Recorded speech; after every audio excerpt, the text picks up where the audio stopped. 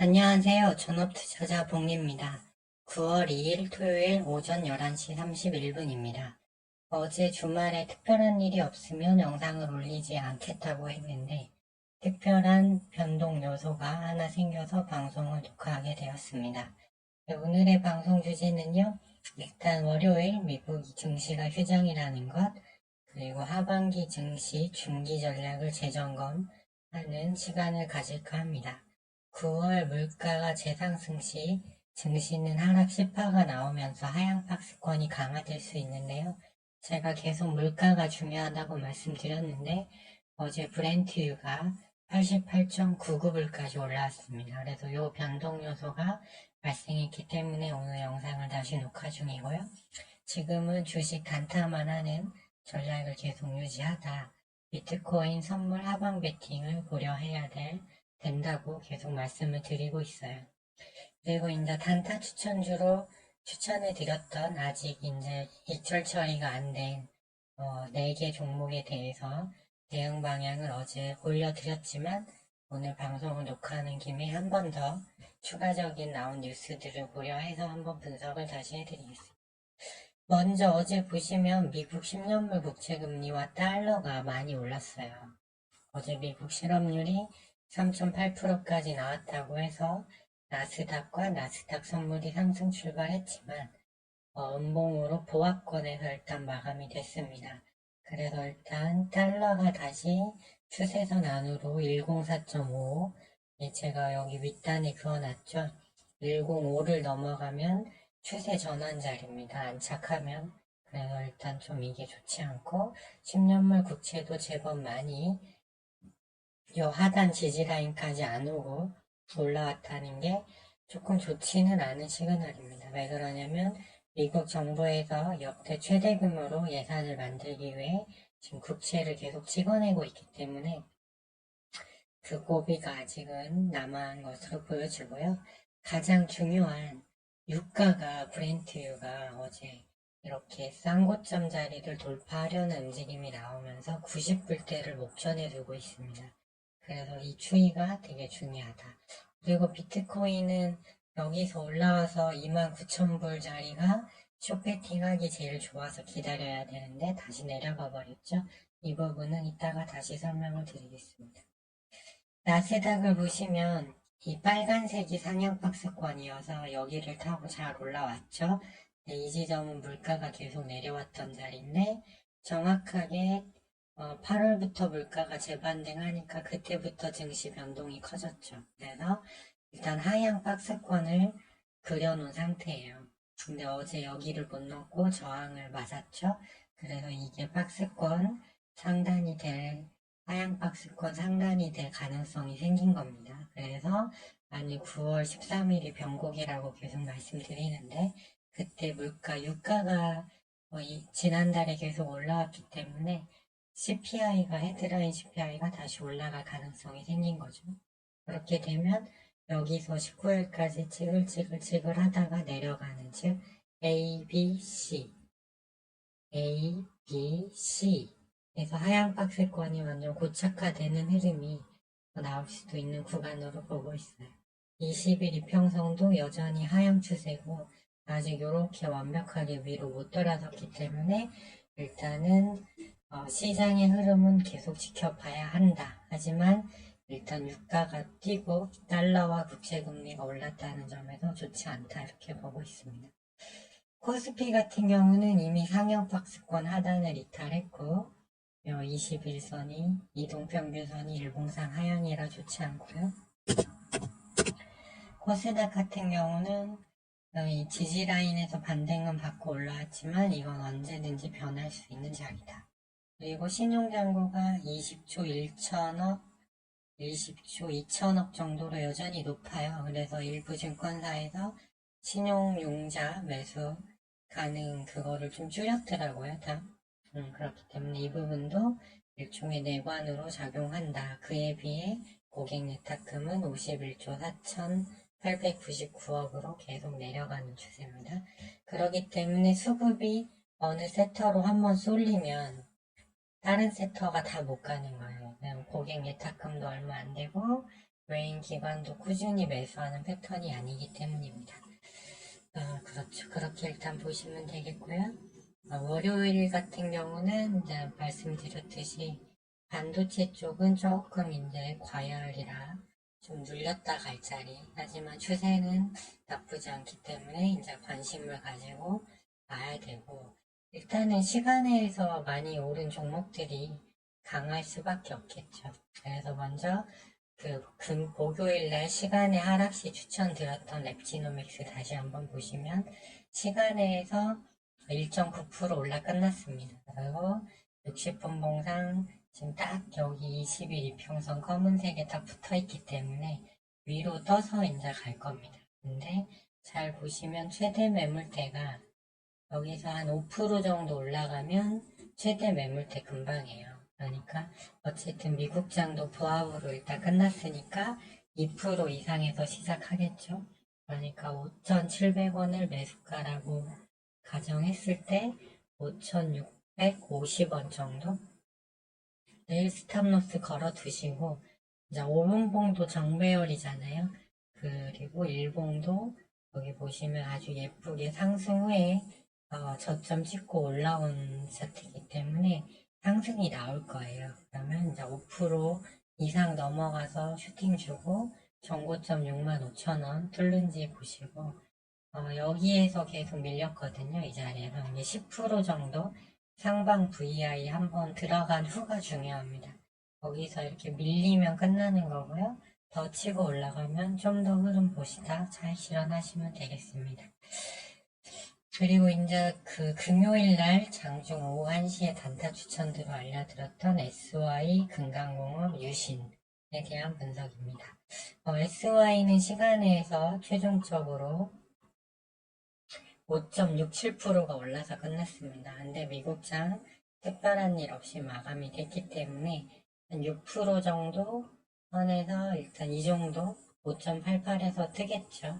네, 그러면 일단 1,040원이니까 5분 봉상 일단은 모든 이평선 위에서 시작한다는 뜻입니다. 그래서 이제 여기서 최대 매물대가 14.31% 정도에 있어요. 그러니까 여기까지는 무난하게 갈 것 같습니다. 그래서 여기서 이제 더 뚫고 가냐? 왜냐면 이날은 히림이랑 한미글로벌이 네임시티 관련 뉴스로 오르니까 따라가는 흐름이었다면, 금요일 오후 4시에 매일경제 단독 뉴스로 재건담 파견, 이번 달 중순에 1차 하고 다음 달에 2차로 보낸다는 뉴스가 떴죠.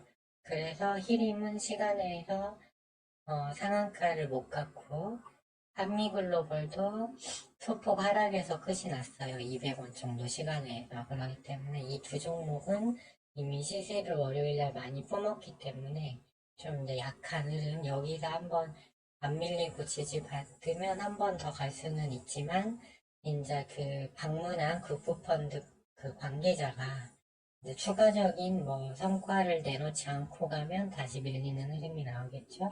이에 반해서 재건 쪽은 이제 뉴스가 나왔기 때문에 월요일 강할 거고, 일단 SY가 움직임이 중요하고, 원래 재건주 대장은 우크라이나는 삼부토건인데, 삼부토건은 최대 매물대가 위로 18.79%에 있어요.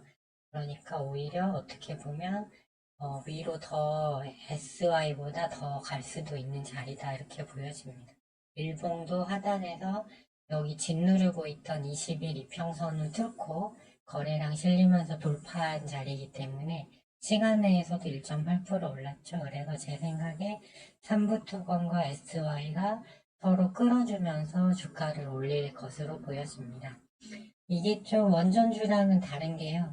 한신기계 같은 경우 상승은 나왔지만 이평선이 하향이죠. 다 역배열 구간이기 때문에 이 정도 시세 난 것도 용한 겁니다. 그렇기 때문에 얘네는 못 가고 바로 밀린 거예요. 두산 에너빌리티도 20일 이평선이 하향이었죠. 그렇기 때문에 여기처럼 이렇게 우상향이 돼야 힘있게 가는데 그래서 못 간 겁니다. 그래서 히림이랑 한미글로벌도 보시면 하향이죠.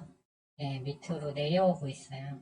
그렇기 때문에 이건 강할 수가 없고, 대신 3부 같은 경우는 이제 돌아 나가는 자리, 그 다음에 SY도 이평선이 수평이 됐잖아요. 여기서 한번 양봉 나오고 이격 줄이고 가는 거기 때문에 자리가 더 좋습니다.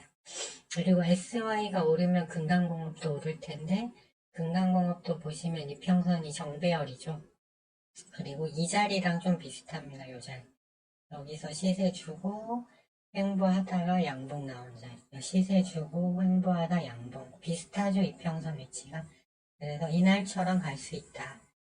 이날은 재건주가 다 급등한 날입니다. 10월 19일 SY 한번 볼까요? 그죠? 6월 19일 날 급등한 날이죠. 이날 SY는 20.89가 고가인데 금강공업은 26.99까지 갔어요. 아무래도 가볍다 보니까. 그렇죠. 그리고 이날 삼부토건 보시면 6월 19일 날 삼부통화는 상한가를 갔네요. 네, 그렇기 때문에 이렇게 끌어주는 흐름이 나올 수 있다. 그러니까 이것도 금요일날 시간에 끝내기 전에 오후 1시에 원래 추천드리고 오후 5시 30분에 올려서 시간에 많이 안 올랐으니까 잡아보셔도 된다라고 말씀을 드렸습니다. 일단 금강공업은 위로 10.41%의 최대 매물대가 있어요. 이건 참고를 알아두시고 유신 같은 경우는 위로 13.22%의 최대 매물대가 있습니다. 시간에서 4.51% 상승했는데요. 얘도 보시면 6월 19일날 9%까지 올랐고 그 다음에 7월 10일 삼부토건이 7월 10일날도 28.64까지 오른 날 상한가를 갔어요. 이날은 사실상 유신이 상승세 흐름을 주도했거든요. 그렇기 때문에 이제 재건 쪽으로는 이제 갈 가능성이 있다. 근데 이게 보니까 매경에서 뉴스 나왔을 때 이번에 각 사별로 한 명씩 파견하는 그 회사 이름 총 20개라고 했는데 16개만 언급을 했습니다. 그래서 4개는 언급이 안 됐죠. 그래서 이 유진이나 유신이나 말이 많은데 그건 크게 중요하지 않다고 보고 있습니다. 왜 그러냐면 일단은 시간에서 이게 올랐다는 게 중요한 거고요. 그 다음에 이게 그리고 재건주들이 갈 때 같이 가는 동행 흐름을 보였다는 게 중요하고 아직 4개사 이름은 밝혀지지 않았잖아요. 그리고 그렇기 때문에 유신은 원래 이제 설계 전문 업체거든요. 그래서 히림 한미글로벌은 실제 네옴시티 수주권이 있기 때문에 강했고 어제 금요일 네옴 이슈가 있을 때는 유신은 네옴시티 수주권이 없습니다. 그래서 약했던 것 뿐이에요. 하지만 이제 우크라이나 재건으로 보면 저번에 윤석열 대통령 우크라이나 방문 시에 같이 방문을 했고 기사 내용을 보면 그때 방문했던 업체들을 대부분으로 해서 추인 걸로 돼 있습니다. 그렇기 때문에 시세는 이제 선부 금강공업이 강하게 치고 나가면 유심도 따라가는 흐름이 나온다. 그렇게 보시면 될 것 같습니다. 네, 이 정도로 보여지고요. 이제 반도체가 많이 더 간다면 살만한 종목을 몇 개 추렸는데 아직 자리는 아닌 것 같아요. 지금 대부분이 다 추세가 무너진 상태라 이제 살만한 게 없습니다. 그리고 이제 아까 비트코인 선물 하방 배팅 같은 경우 이제 좀 자세히 설명을 드리면 여기가 제가 그 올해 초부터 그어놨던 비트코인 선물의 생명선입니다. 여기 왔을 때 계속 반등 주고 여기 깨지면 끝나는 건데 하반기 아까 물가 얘기 말씀드렸잖아요. 그래서 물가가 다시 오르면 이제 끝나는 거죠. 그래서 이제 비트코인이 좀 더 이제 많이 그래서 증시가 하락이 나오면 그 작년에 그랬던 것처럼 이런 식으로 하락이 나올 거거든요. 그래서 이 라인 하향 선이 생긴 겁니다. 그래서 이 라인에 최대한 붙었을 때 이제 여기서는 지금 멀지만 내가 횡보를 계속 하다 보면 또 어느 순간에 이 선에 닿을 수도 있고 올라올 수도 있겠죠. 그럼 이 구간을 쳐서 저점까지만 봐도 한 30%에서 40% 하락이 나온다는 뜻이에요. 그러면 이제 300만원 가지고 보통 10배 레버리지해서 3천만원을 베팅했다고 치면 수익률이 40%면 1200만원 수익이 나는 겁니다. 원래 선물 같은 경우는 증거금 비중이 높기 때문에 비트코인 선물은 소액으로 할 수 있으니까 좀 여유 있는 분들은 500 정도에서 5000 베팅하면 2천만원 수익이 날 수 있는 거죠. 그리고 10배 베팅하면 내가 산 가격에서 거꾸로 10% 정도가 올라야만 이제 빵원이 되는 거죠. 그 전에도 매도는 얼마든지 할 수 있습니다. 그런데 비트코인 같은 경우 1년간 하루 최대 폭이 10%를 넘는 적이 꼽을 정도입니다. 한 5번, 6번 정도밖에 안 돼요. 그렇기 때문에 이미 하향 추세로 들어섰기 때문에 바이낸스 통해서 계좌 미리 만들어 놓으셨다가 제가 안내드리는 구간이 오면 그때 하향 베팅 해놓고 기다리시는 것도 괜찮다. 이번에는 이 저점을 물가가 하반기에 다시 오르면 미국 금리 수준이 높기 때문에 그때는 대혼란이 올 수 있습니다. 이제 금융권이 위험할 수 있어요. 그 상업용 부동산하고 그다음에 미국 국채 가격이 회복이 안 되기 때문에 그렇기 때문에 여기보다 더 내려갈 수 있으니까 힘들게 주식으로 하는 것보다 이게 오히려 나을 수도 있습니다. 그래서 이 부분은 제가 추후에 안내 드릴 테니까 계좌 미리 만드셔서 준비만 해두시면 될 것 같아요.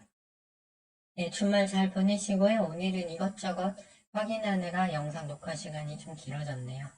네, 도움이 되셨다면 좋아요와 구독 신청, 알람 신청 부탁드리고요. 저는 다음 주 월요일에 새로운 영상을 갖고 찾아뵙도록 하겠습니다. 주말 잘 보내시기 바랍니다.